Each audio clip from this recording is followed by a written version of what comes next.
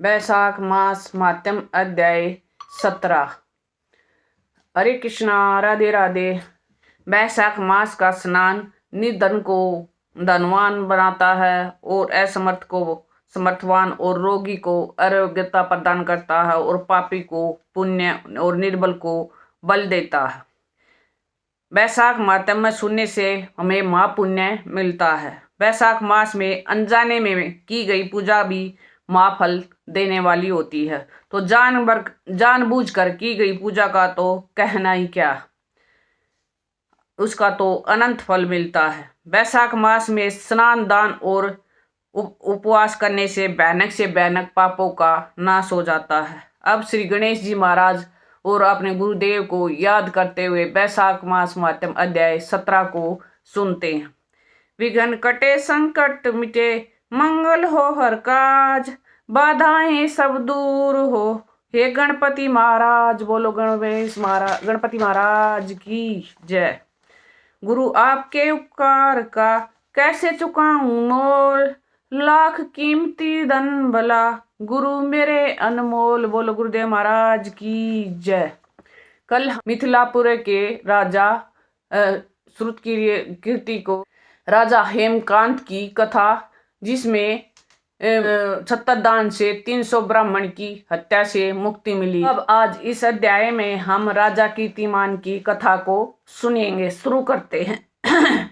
मिथिलापति ने पूछा, ब्राह्मण, जब वैशाख मास के धर्म अत्यधिक राशि प्रदान करने वाले भगवान विष्णु के लिए प्रीतिकारक चारों पुरुषार्थों को तत्काल सिद्ध करने वाले सनातन और वेदोक्त है, तब संसार में इसकी प्रसिद्धि कैसे नहीं हुई? श्रुतदेव जी ने कहा, राजन, इस पृथ्वी पर लौकिक कामना रखने वाले ही मनुष्य अधिक हैं।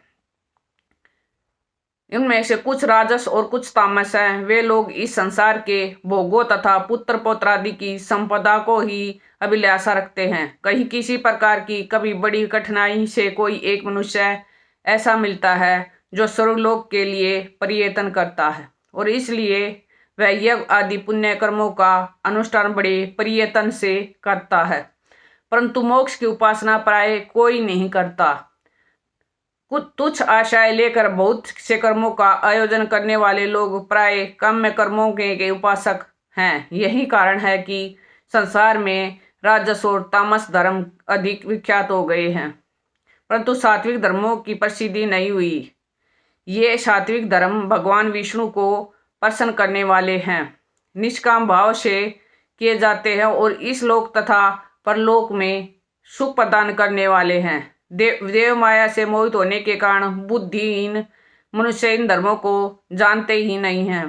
पूर्व काल की बात है, काशीपुर में कीर्तिमान नाम से एक विख्यात राजा थे।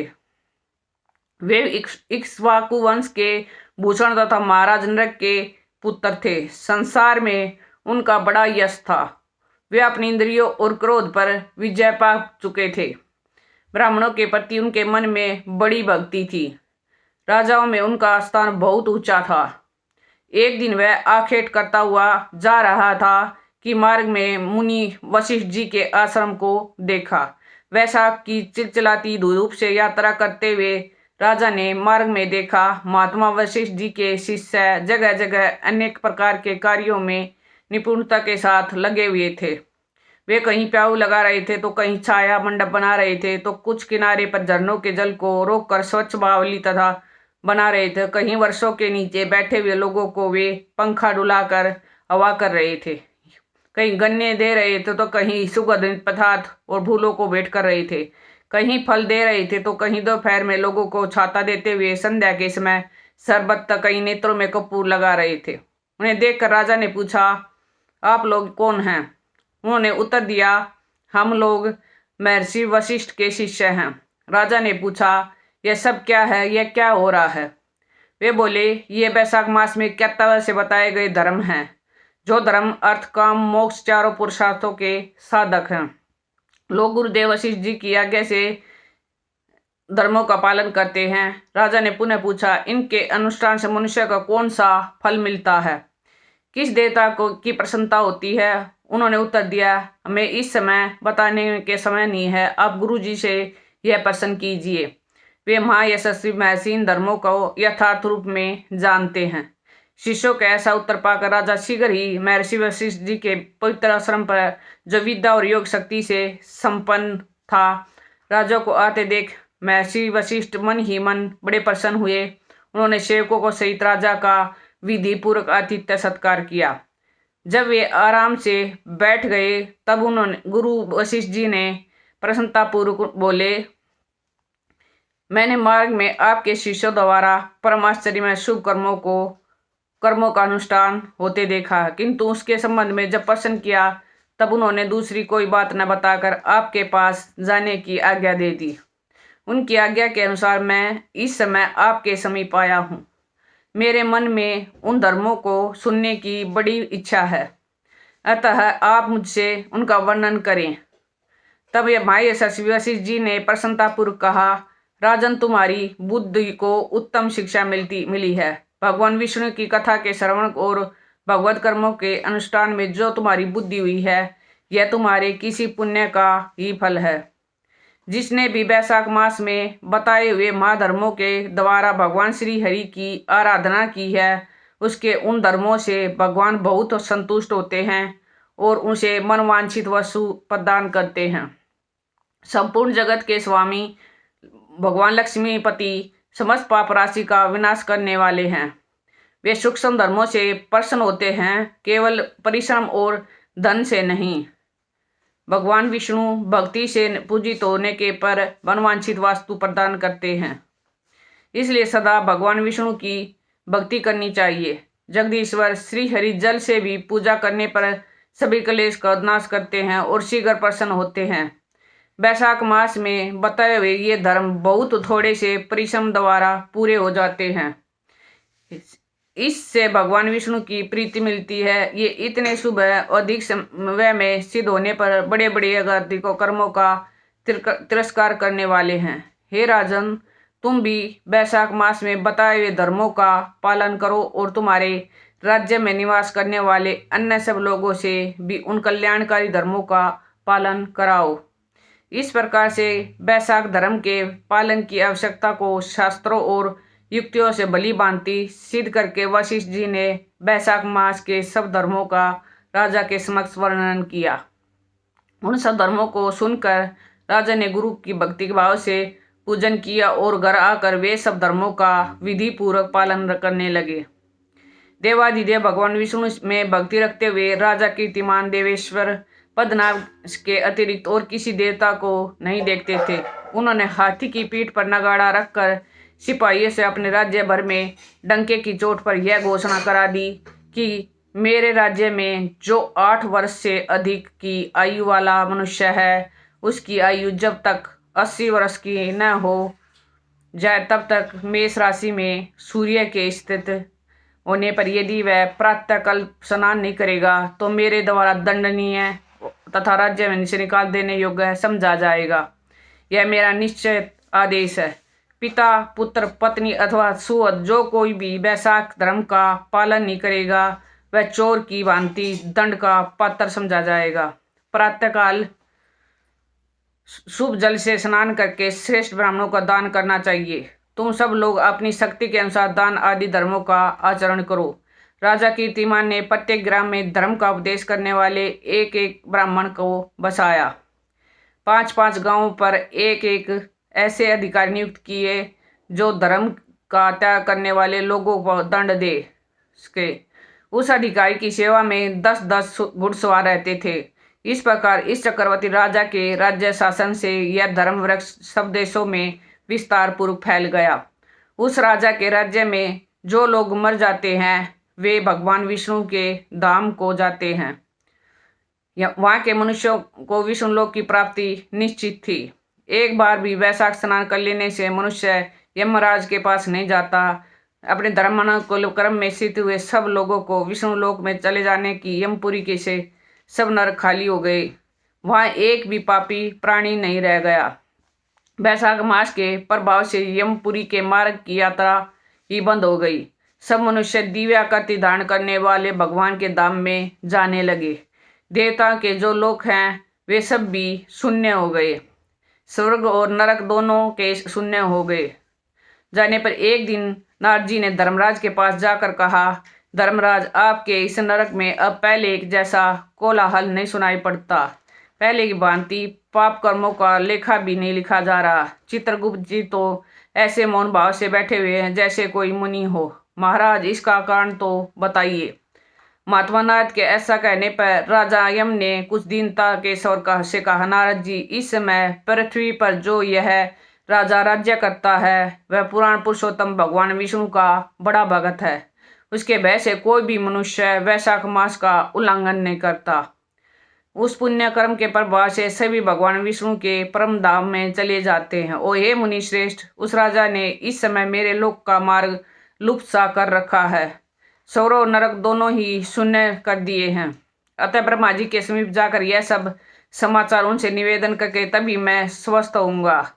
ऐसा निश्चय करके यमराज ब्रह्मा जी के लोक में गए और वहां बैठे हुए उन ब्रह्मा जी का दर्शन किया। ब्रह्मा जी ने ब्रह्मराज को देखा और यमराज ब्रह्मा जी के आगे पृथ्वी पर गिर पड़े। फिर यमराज ने कहा, कमलसन, काम में लगाया हुआ जो पुरुष स्वामी की आज्ञा का ठीक ठीक पालन नहीं करता और उसका धन लेकर भोगता है वह काठ का कीड़ा होता है। जो बुद्धिमान मनुष्य लोभवान स्वामी के धन का उपभोग करता है वह 300 कल्पों तक तिर्यक योनि रूप नरक में जाता है। जो कार्य में नियुक्त हुआ पुरुष कार्य करने में समर्थ होकर भी अपने घर में ही बैठा रहता है वह बिलाव होता है। देव, मैं आपकी आज्ञा से धर्मपुर प्रजा का शासन करता आ रहा हूँ। मैं अब तक मुनियों और धर्मशास्त्रों के कथानक से पुण्यात्मा को पुण्य के फल और परमात्मा का पाप को फल से और पापात्मा को पाप के फल से संयुक्त किया करता था, परंतु अब आपकी आज्ञा का पालन करने में असमर्थ हो गया हूँ। कीर्तिमान के राज्य में सब लोग वैशाख मास और पुण्य कर्मों का अनुष्ठान करके पितरों और पितामहों के साथ वैकुंठ धाम में चले जाते हैं। उनके मरे हुए पितरों और मातामह आदि भी विष्णु लोक में चले जाते हैं। इतना ही नहीं, पत्नी के पिता इस ससुर आदि भी मेरे लेखे को मिटाकर विष्णु लोक में चले जाते हैं। देव, बड़े बड़े यज्ञों द्वारा भी मनुष्य वैसी गति नहीं पाता जैसे वैशाख मास में मिल रही है। संपूर्ण तीर्थों से, दान आदि से, तपस्याओं से, व्रतों से अथवा संपूर्ण धर्मों से युक्त मनुष्य भी उस गति को नहीं पाता जो वैशाख धर्म में तत्पर हुए मनुष्य को प्राप्त हो जाता है। वैशाख में प्रातःकाल स्नान करने से देव पूजन, वैशाख मास महात्म की कथा का श्रवण तथा भगवान विष्णु को प्रिय लगने वाले तदनुकूल धर्मों का पालन करने वाले मनुष्य एकमात्र विष्णु लोक का स्वामी होता है। और जगतपति भगवान विष्णु के लोक की तो मेरी समझ में कोई सीमा ही नहीं है, क्योंकि सब ओर से कोटि कोटि प्राणियों का समुदाय वहां पहुंच रहा है तो भी वह भरता नहीं है। इस संसार में पवित्र अपवित्र सभी लोग राजा की आज्ञा से वैशाख मास में धर्म का पालन करते हुए विष्णु लोक को जा रहे हैं। लोकनाथ, उसकी प्रेरणा से संस्कारहीन मनुष्य भी वैशाख स्नान मात्र से वैकुंठ धाम में चले जाते हैं। वह केवल भगवान विष्णु के चरणों की शरण लेने वाला है। ऐसा जान पड़ता है कि वह समस्त संसार को विष्णु लोक में पहुंचा देगा। जो पुत्र धर्म, अर्थ, काम और मोक्ष के प्रतिकूल चलता है और वह पृथ्वी पर माता के पेट से पैदा हुआ रोग है, वह अधम पुरुष अपनी माता का घात करने वाला कहा जाता है। किंतु राजा कीर्तिमान की माता और उसकी पत्नी का पुण्य संसार में विख्यात है। उसकी माता एकमात्र वीर जननी है और राजा निश्चय ही संसार में बहुत बड़ा वीर है। जिस प्रकार कीर्तिमान मेरी लिपि को मिटने में उद्यत हुआ है, ऐसा उद्योग पुराणों में और किसी से ने नहीं सुना गया है। भगवान विष्णु की भक्ति में तत्पर हुए राजा कीर्तिमान के सिवा दूसरे ऐसे किसी को मैं नहीं जानता जो डंका बजाकर घोषणा करते हुए लोगों को ऐसी प्रेरणा देता है और मेरे लोक में के मार्ग में को विलुप्त करने की चेष्टा करता रहा है। वैशाख मास महात्म अध्याय 17 संपूर्णम। और अंत में एक बात कहूँ कि भगवान भाव के भूखे हैं। प्रेम से अगर कोई भगवान को तुलसी दल भी अर्पित कर दे तो बहुत ही खुश हो जाते हैं और घमंड से चढ़ाया गया सोना चांदी भी बेकार जाता है। लोग आपके साथ कैसा व्यवहार करते हैं ये उनका काम है। आप किसी के साथ कैसा उसका उत्तर देते हैं, ये आपकी प्रीति कैसी है, प्रतिक्रिया कैसी या रिएक्शन कैसा है, ये आपका काम है। उससे आपका कर्म बनता है। याद रखो, आपके जीवन का हर पल, आपके हर समय होने वाली हर किसी न किसी पिछले जन्म के कर्म का फल ही है। पहले क्या कर्म किया था तो आपको पता नहीं, लेकिन अब क्या कर्म कर रही है तो आपके हाथ में है। कृष्ण जी कृपया आपके साथ है, तभी आप ये वैशाख मास महात्म अध्याय सुन पा रहे हैं। इसलिए अभी भी है, समय है, ठीक कर लो। हर समय, हर पल, हर सांस के साथ नाम जाप करते रहो। हरे कृष्ण कृष्ण कृष्ण हरे हरे राम राम राम हरे हरे। सिर्फ नाम जाप करके हम कृष्ण की भक्ति, मुक्ति, शक्ति सब कुछ पा सकते हैं। इसलिए हर समय, हर सांस में भाव से नाम जाप करते रहो। प्लीज इन वीडियो को ज़्यादा से ज़्यादा शेयर कीजिए, अपने शास्त्रों का ज़्यादा से ज़्यादा प्रचार कीजिए। ये भी एक सेवा है। राधे राधे।